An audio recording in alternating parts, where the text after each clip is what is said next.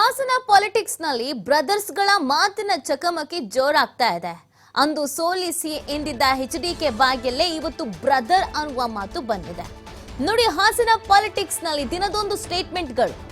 ಅಂದು ಸೋಲಿಸಿ ಎಂದಿದ್ದ ಎಚ್ಡಿಕೆ ಬಾಯಲ್ಲಿ ಇವತ್ತು ಅವ್ರು ನನ್ನ ಬ್ರದರ್ ಅಂತ ಮಾತು ಬಂದ್ಬಿಟ್ಟಿದೆ. ಹಾಸನದ ಪ್ರೀತಮ್ ಗೌಡ ಎಚ್ಡಿಕೆಗೆ ತಮ್ಮ ಇದ್ದ ಹಾಗಂತೆ, ಇದನ್ನು ಕುಮಾರಸ್ವಾಮಿ ಅವರು ಹೇಳಿದ್ದಾರೆ. ಹಾಸನಕ್ಕೆ ಹೋಗಿ ಮಾಜಿ ಶಾಸಕ ಪ್ರೀತಮ್ ಗೌಡನನ್ನ ತಮ್ಮ ಅಂತ ಎಚ್ಡಿಕೆ ಹೇಳಿದ್ದಾರೆ.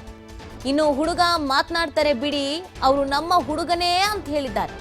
ಮಾಜಿ ಶಾಸಕ ಪ್ರೀತಮ್ ಗೌಡನ ಮೇಲೆ ಎಚ್ಡಿಕೆ ಪ್ರೀತಿ ಈಗ ಉಕ್ಕಿ ಹರಿತಾ ಇದೆ.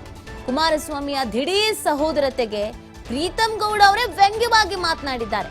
2023ರಲ್ಲಿ ಸೋಲಿಸಿ ಅಂದಿದ್ರು, ಈಗ ತಮ್ಮ ಅಂತಿದ್ದಾರೆ. ಮುಂದೆ ಏನೇನ್ ಅಂತಾರೋ ಗೊತ್ತಿಲ್ಲ ಅಂತ ಹೇಳಿದ್ದಾರೆ. ಸ್ನೇಹಿತರೆ, ಅವ್ರನ್ನೇ ನಿಲ್ಲಿಸಬೇಕು ಅಂದ್ರೆ ನಿಲ್ಸೋಣ, ಬನ್ನಿ. ಅವರೇ ನಿಲ್ಲಬೇಕು ಅನ್ನೋ ಆಸೆ ಇದೆ, ಚರ್ಚೆ ಮಾಡೋಣ.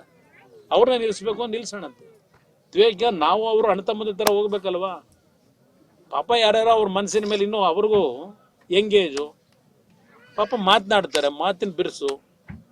ಅವನೊಬ್ಬ ನಮ್ಮ ತಮ್ಮ ಅಲ್ವೇ, ಕೂತ್ ಸರ್ ಮಾಡೋಣಂತೆ, ಅದೇನು ಸಮಸ್ಯೆ ಇಲ್ಲ.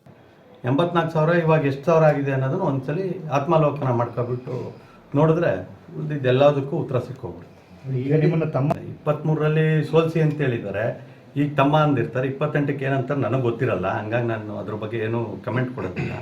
ರಾಜಕಾರಣದಲ್ಲಂತೂ ಅಣ್ತಮ್ಮ ಆಗೋಕ್ಕಲ್ಲ. ಇನ್ನು ಬೇರೆ ರೀತಿಯಲ್ಲಿ ತಮ್ಮನ ಪಕ್ಕದಲ್ಲೇ ಕೂರಿಸ್ಕೊಂಡಿರ್ತಾರೆ. ಅವ್ರ ತಮ್ಮನ ಹತ್ರ ಮಾತಾಡ್ಕೊಳ್ಳಿ, ಅವ್ರದ್ದು ಏನಿದೆ ಅವ್ರ ಶಕ್ತಿ ಅವ್ರದ್ದನ್ನು ನೋಡಲಿ. ನಮ್ಮ ಶಕ್ತಿ BJP ಶಕ್ತಿ ಏನಿರುತ್ತೆ ಅದನ್ನು ನಮ್ಮ ಹಿರಿಯರು, ನಮ್ಮ ಪಕ್ಷ ಏನು ತೀರ್ಮಾನ ಮಾಡುತ್ತೆ, ನಮ್ಮ ಯಡಿಯೂರಪ್ಪ ಸಾಹೇಬರು, ನಮ್ಮ ನಾಯಕರು. ನಾನು ಇವತ್ತು ರಾಜಕೀಯದಲ್ಲಿ ಏನಾದ್ರು ಶಕ್ತಿಯುತವಾಗಿ ಬೆಳೆದಿದ್ದೀನಿ ಅಂತೇಳಿ ಹೇಳಿದರೆ ಸನ್ಮಾನ್ಯ ಯಡಿಯೂರಪ್ಪ ಸಾಹೇಬರು ಆಶೀರ್ವಾದ.